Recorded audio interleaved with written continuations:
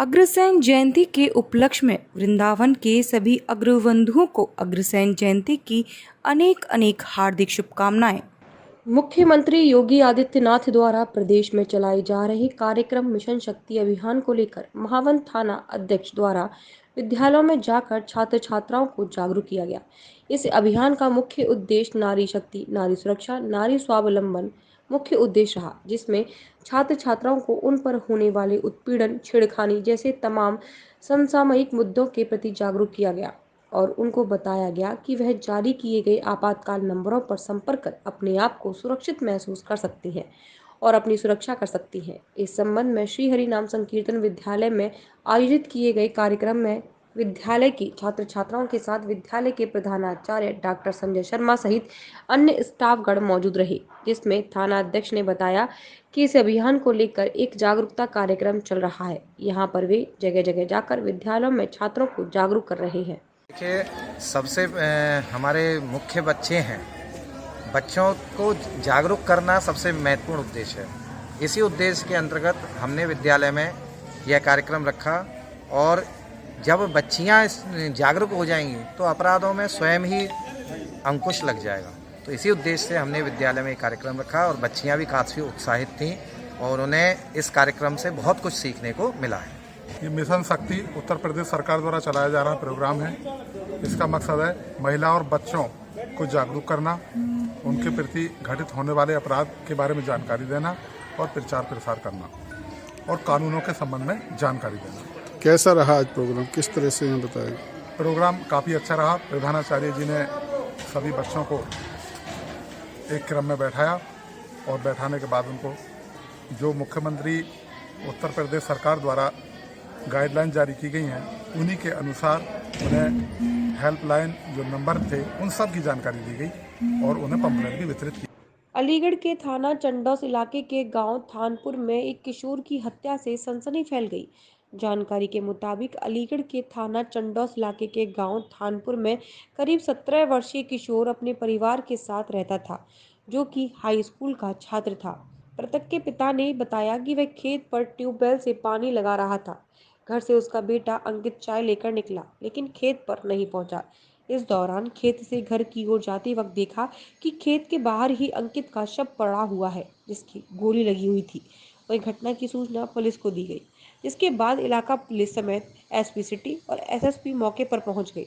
फिलहाल परिजनों ने किसी भी पुरानी रंजिश से इनकार किया है। देखिए, थाना चंडौस क्षेत्र में खानपुर गांव है। यहाँ से एक सूचना मिली थी कि एक 16-17 साल के लड़के को जो गोली मार के उसकी हत्या कर दी गई है।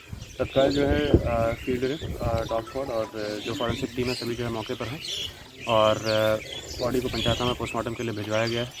अंकित नाम का एक युवक है जिसकी गोली मारकर हत्या कर देने का मामला सामने आया है और उसी के खेत में जो है यहाँ पर उसकी जो है बॉडी मिली है और इसमें तत्काल FIR दर्ज कर अग्रिम कार्रवाई की जा रही है। मेरी करीबन यहाँ पे जो कॉल के हिसाब से मैंने अपने भाई को कॉल किया है तो मैंने कि भैया जल्दी आइयो, अंकित काय ने गोली मार दी है।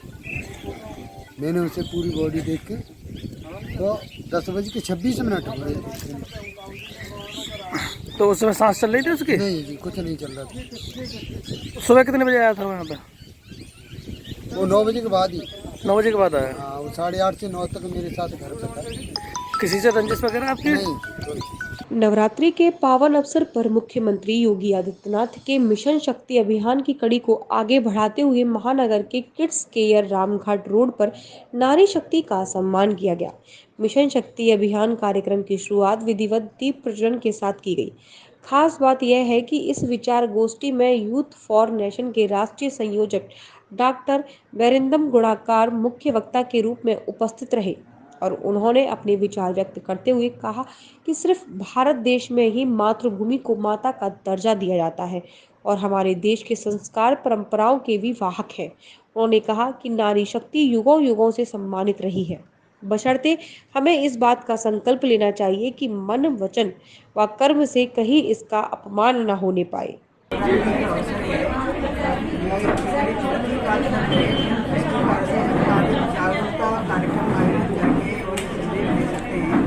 नारियों का सम्मान वास्तव में आवश्यक है और आज जो सेवा कार्यकर्ता के रूप में महिलाओं का सम्मान किया गया है। बहुत बड़ी प्रेरणा की बात है। सेवा से ही समाज का परिवर्तन होता है। समाज का परिवर्तन सेवा का हमारे लोगों का एक बहुत बड़ा योगदान है। और सेवा तब होना है जो हमारे मन के अंदर संवेदना के बिना सेवा संभव नहीं होगी। ऐसी संवेदनशील ऐसी महिला कार्यक्रम जो सेवा के कार्य में निरंतर लगी है, उनका सम्मान करना और नवरात्र के अवसर पर बहुत बड़ी प्रेरणा की बात है। हमारी जो मातृ शक्ति है तो स्वावलंबी कैसे बने, अपने परिवार में भारतीय संस्कृति का संस्कार कैसे उस परिवार में जाए जिसके द्वारा हमारा परिवार संस्कारित होगा और उसी परिवार के द्वारा आसपास के रहने वाले समाज राष्ट्र संस्कारवान बनेगा। जब देश संपूर्ण देश के नागरिक संस्कारवान होंगे तो हमारा भारत पुनः विश्वगुरु बनेगा और हमारा भारत विश्व का मार्गदर्शन करेगा। यह कार्यक्रम उसका एक अभिन्न एक अंग है जिसके द्वारा हम अपने देश को आईपीएल सट्टा कारोबारी से विवाद के बाद युवक व युवती पर सट्टा कारोबारी के लोगों ने तेजाब डाल दिया, जिससे दोनों गंभीर रूप से घायल हो गए।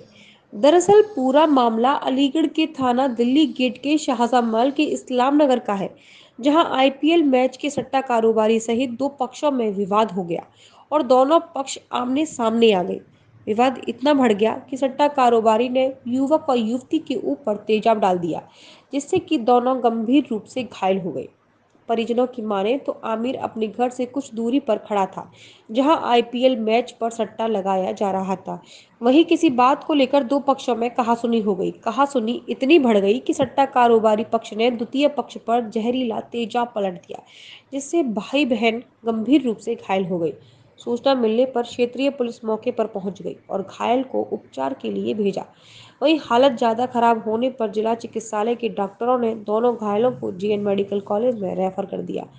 घायलों में युवक की पूरी कमर तेजाब से जल गई है और युवती के हाथ पर काफी तेजाब आया है, जिससे कि युवती का हाथ जख्मी हो गया। फिलहाल पीड़ित परिवार की तहरीर के अनुसार पुलिस अपनी कार्रवाई में जुटी है। आईपीएल वगैरह हो रहे थे वहाँ और वो जरा इससे गाली बकने लगे, इससे नहीं हुई बर्दाश्त, हाथापाई हो गई। जब तो हाथापाई हुई, मेरे पास गए खबर करने दोनों लड़के इनके और ये सब। तो जब तक जो है बहन इनकी भागी और ये सब वो तेजाब की कट्टियाँ हाथापाई में तेजाब की कट्टियाँ उठा लाए अपने कारखाने से। जब जो है फ़ौरन इसके ऊपर डालने गया या हमारे पूरे घर को ही जलाने कह रही थी वो। तो जो है जब तक इसने देख लिया, इसकी नज़र पड़ी, जो भागा फ़ौरन जो है जब ही। खैर थाना क्षेत्र के निवासी रिटायर फौजी ने गांव के ही दबंग प्रधान और उसके गुर्गों पर मारपीट करने का आरोप लगाया है। सीधे तौर पर मारपीट के वीडियो और मारपीट की घटना का जिक्र करते हुए वीडियो भी वायरल हुए हैं, जिसमें साफ तौर पर दिखाई दे रहा है कि युवक के साथ में किस तरीके से मारपीट की गई थी। दरअसल आपको बता दें कि खैर थाना क्षेत्र के ग्राम खेड़ा सत्तू निवासी युवक को प्रधान और उसके गुर्गे आए दिन परेशान करते हैं। कई मर्तबा उसके साथ मारपीट भी की गई। उसकी पत्नी और बच्चों को जान से मारने की लगातार धमकियां दी जा रही हैं। इस संबंध में पुलिस ने मुकदमा भी पंजीकृत कर लिया, लेकिन अभी तक कोई कार्रवाई नहीं की गई और न ही आरोपियों में से किसी की गिरफ्तारी हुई है। लगातार दबंग प्रधान और उसके गुर्गे पीड़ित की पत्नी के साथ बदसलूकी करते हैं। वहीं आज पीड़ित अपनी फरियाद लेकर पत्नी और बच्चों के साथ एसएसपी कार्यालय पर पहुंचा, जहां उसने अपनी व्यथा एसएसपी को सुनाई। सीधे तौर पर अगर कहा जाए तो इस घटना के संदर्भ में कई वीडियो भी वायरल हुए, जिसमें सीधे तौर पर आरोपी पक्ष उन वीडियो में कहता हुआ दिखाई दे रहा है कि हमने किस तरीके से उस युवक और उसकी पत्नी के साथ मारपीट की। तमाम तरीके के अहम सुराग व्यक्ति अपने साथ लेकर घूम रहा है, जिसमें सीधे तौर पर आरोपी पक्ष उन वीडियो में कहता हुआ दिखाई दे रहा है कि हमने किस तरीके से उस युवक और उसकी पत्नी के साथ मारपीट की। इन तमाम तरीके के अहम सुराग व्यक्ति अपने साथ लेकर घूम रहा है, लेकिन पुलिस की जो कार्यप्रणाली है सवालों के घेरे में बनी हुई है। पुलिस ने इतने साक्ष्य होने के बावजूद मुकदमा तो पंजीकृत कर लिया, लेकिन दबंग प्रधान और उसके गुर्गों के खिलाफ अब तक कार्रवाई नहीं की। वहीं पुलिस कप्तान ने तत्काल मामले का संज्ञान लेते हुए खैर थाना अध्यक्ष को कार्रवाई करने के आदेश दिए हैं। इसके अलावा पीड़ित अपनी समस्या को लेकर अपनी पत्नी के साथ जिलाधिकारी कार्यालय में बने नारी शक्ति कार्यालय में भी अपनी शिकायत दर्ज करा चुका है। अब देखने वाली बात यह होगी कि आखिर कब तक पीड़ित पक्ष को न्याय मिल पाता है। जिला प्रशासन से लेकर जिला पुलिस कब तक उसके परिवार को सुरक्षा दे पाएगी और वह गांव में कब तक बेखौफ जी सकेगा। नाम है आपका? रीना। हैं? रीना। कहाँ रहती हैं? खेड़ा सत्तू। थाना? खैर। अच्छा, क्या मामला है आपका? मामला ये है कि मैं खेत पे आ रही थी तो खेत पे मुझे 4 जने मिले। हमें तो संतोष और सुरेश और जब्बू तो जिन बाग के कोने पे आए जिन मुझे छेड़खानी करी है। तो मैंने छेड़खानी करी है जिन तो मैं फिलौज फल ले गई मेरे। तो मैंने आवाज मारी तो मेरे देवर जेठ दोनों जने आए गए। दोनों आए गए तो बाकी छोटे भाई देवर के हमारे के फांसी लगाई है जिन्हों। अच्छा, कितने लगाई है? यूँ ना पता पहले तो जे तक 4 जने है जैसे कि छेड़खानी करी का जिन मोते है तो मैं फिलौज फल ले गए। तो जैसे मैंने आवाज न मारी तो 3 तो भाग गई। पुलिस ने क्या कार्रवाई करी? अब तक आप कई बार आ चुकी हो एसएसपी के पास में, पुलिस ने कछु कार्रवाई ना करी। क्या कह रही है? अधिकारियों से मिली थी, अधिकारियों ने कुछ बोला? कार्रवाई करेंगे, कार्रवाई यूँ कह रहे ना कार्रवाई करेंगे कछु कार्रवाई ना कर रहे। 2 महीना आए गए। वो लोग आपको परेशान कर रहे हैं दोबारा? वो परेशान कर रहे हैं, मारने की धमकी दे रहे हैं। क्या फैसला का दवा बना रहे हैं? फैसला को दवा बना रहे हैं और कह रहे हैं कि फैसला करके और मारेंगे। फैसला कर लियो जब वो मारेंगे। तो आप किससे मिलना आई थी आज यहाँ पर? कहाँ रहते हैं? गाँव खेड़ा सत्तू। हैं? गाँव खेड़ा सत्तू। थाना? खैर। अच्छा, क्या मामला है ये? मामला यही है साहब कि मेरी भी खेतों से काम करके आ रही तो मेरी भी पकड़ ली। किसने पकड़ी? सुरेश ने, संतोष ने, अमित ने, जब्बू ने। फिर मेरी बीवी के साथ कपड़ा फपड़ा फाड़ दिया, बदतमीजी करी। वह बाद में मोते बड़ो मोते मेरी भी नबाद देगा तो मोते छोटो आयो मोते बड़ो आयो। तो उन्हें जैसे वो आए गए तो 2-4 आदमी वो दोनों देखते से 3 जने बाज गए। तो हमारे भैया ने जो अमित पकड़ लो पकड़ी 2-3 लपटे मारते। तो वहाँ में अपने दमंगई में अपन 4 ताऊ तमाम आदमी बुला लिए, कम से कम 25-30 आदमी।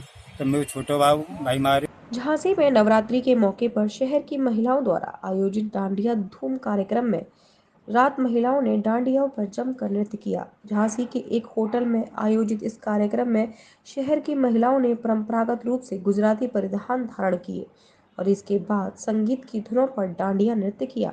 रंगीन शाम में डूबकर यह महिलाएं कई घंटों तक थिरकती रहीं। वहीं कार्यक्रम में पहुंचे एसपी ग्रामीण भी महिला के साथ गरबा डांस करते हुए नजर आए। शारदीय नवरात्र प्रारंभ होते ही देवी मंदिरों में भक्त दर्शनों के लिए जा रहे हैं। साथ ही मंदिरों में भक्तों का जमावड़ा भी देखने को मिल रहा है।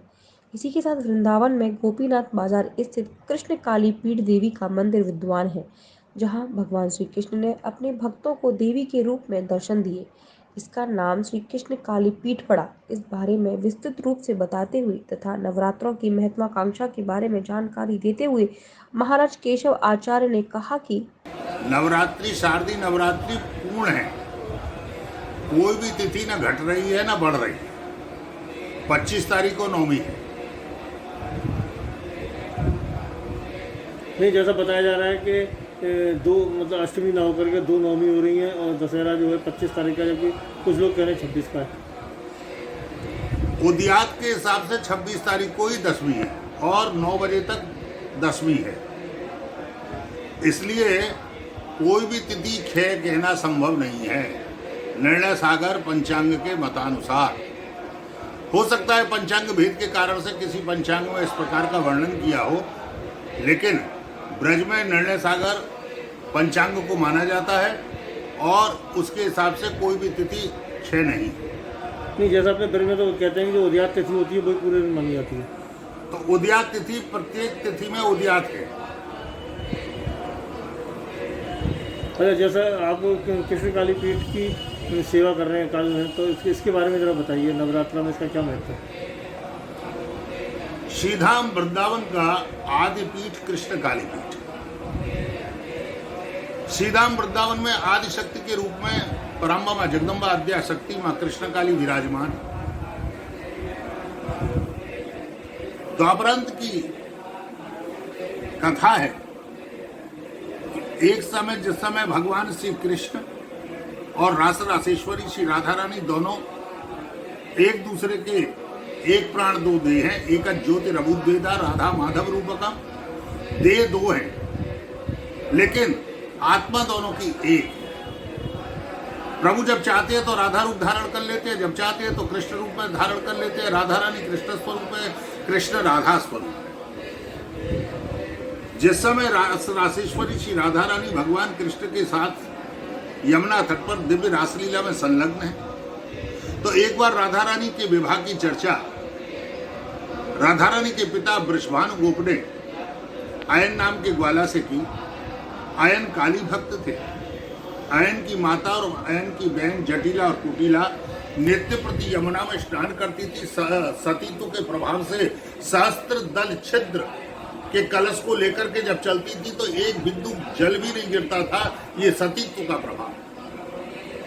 जिस समय जटिला और कुटिला ने देखा कि आयन के विवाह की चर्चा राधा रानी के साथ चल रही है, जटिला और कुटिला कहने लगी कि तुम काली भक्त और जिसके विवाह की चर्चा चल रही है वो कृष्ण प्रिया है। इसलिए दाम्पत्य जीवन में पति और पत्नी दोनों में वैचारिक सामंजस्य की आवश्यकता है।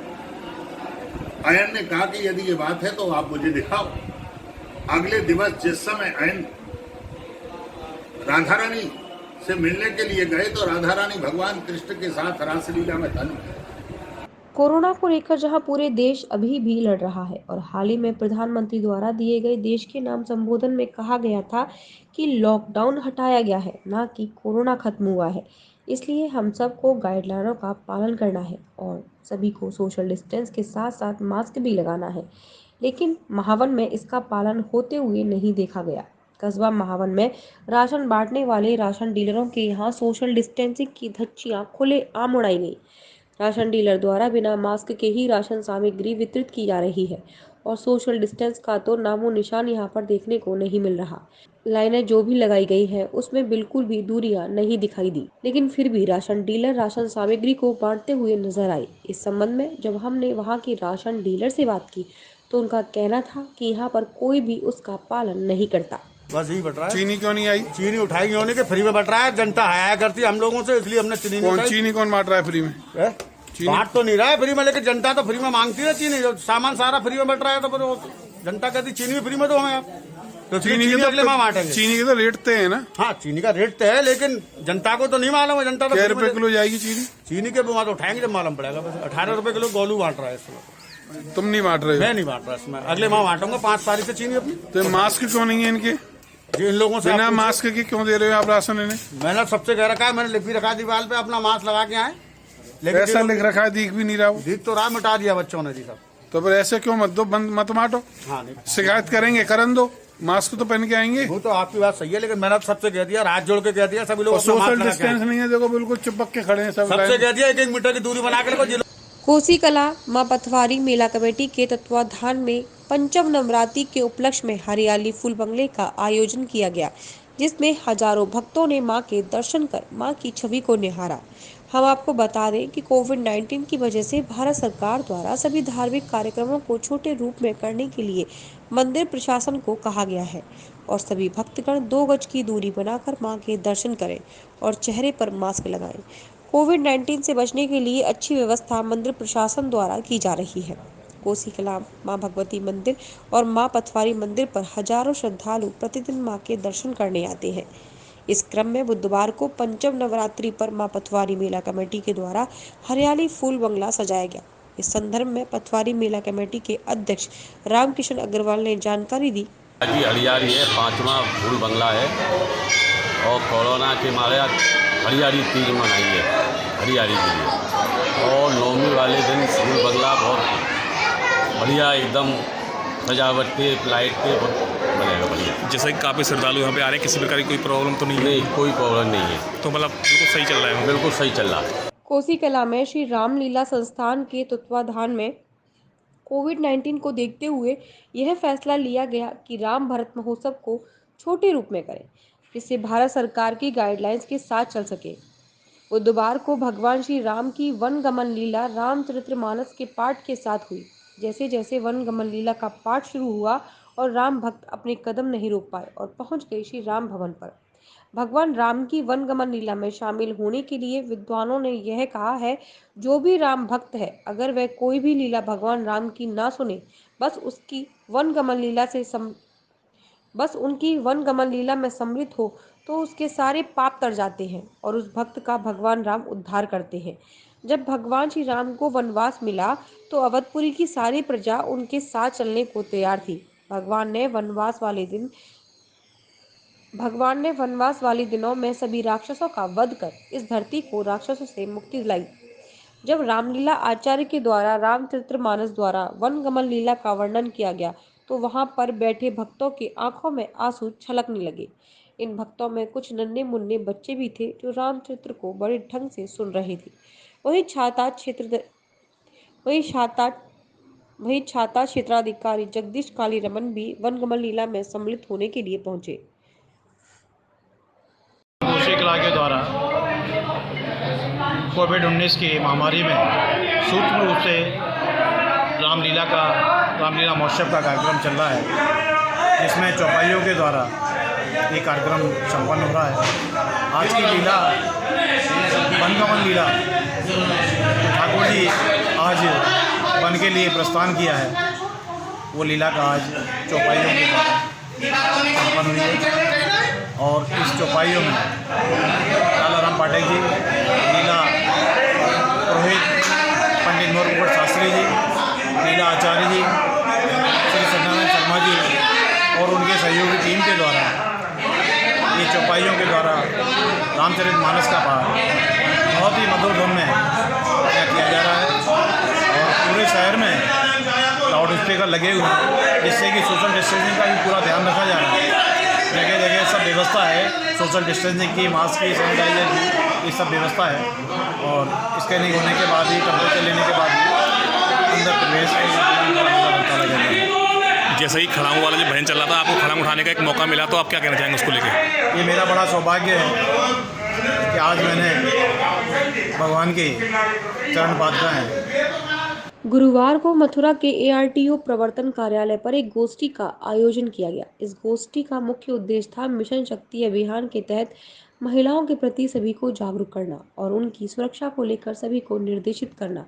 मुख्यमंत्री द्वारा चलाई जा रही इस कार्यक्रम के तहत ARTO प्रवर्तन कार्यालय पर भी यह कार्यक्रम आयोजित किया गया, जिसमें ARTO प्रवर्तन मनोज मिश्रा द्वारा मथुरा रोडवेज में चालक परिचालक का कार्य करने वाले सभी को ऑनलाइन प्रशिक्षण दिया गया, जिसमें उनको बताया गया कि वह नशीला सेवन ना करें, शराब का सेवन कर वाहन ना चलाएं और महिलाओं की सुरक्षा के लिए वह मिशन शक्ति अभियान में दिए गए नंबरों को अपने रोडवेज बस में भी अंकित कराएं, जिससे कि महिलाएं सुरक्षित अपने घर तक पहुंच सके। जिसमें सभी को एक बड़ी LED स्क्रीन के माध्यम से ऑनलाइन प्रशिक्षण दिया गया, जिसकी जानकारी देते हुए ARTO प्रवर्तन मनोज मिश्रा ने बताया कि ये आज सड़क सुरक्षा के कार्यक्रम के अंतर्गत प्रदेश सरकार द्वारा स्पेशली महिला चालकों को ध्यान में रख कर के कार्यक्रम आयोजित किया गया है।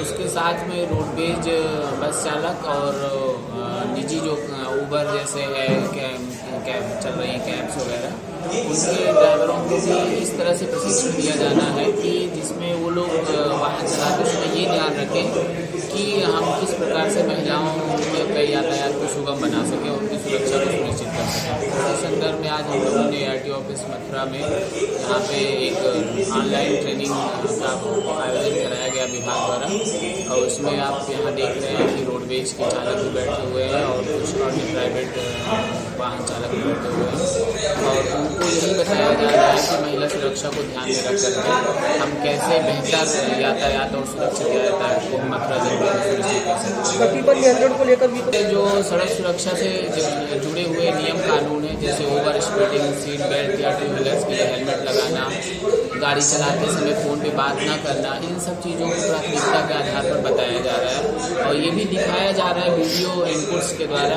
कि आप देखिए कि इन जरा सी लापरवाही पे हमें कितनी बड़ी दुर्घटनाएं हो जाती हैं और जन धन की हानि होती है।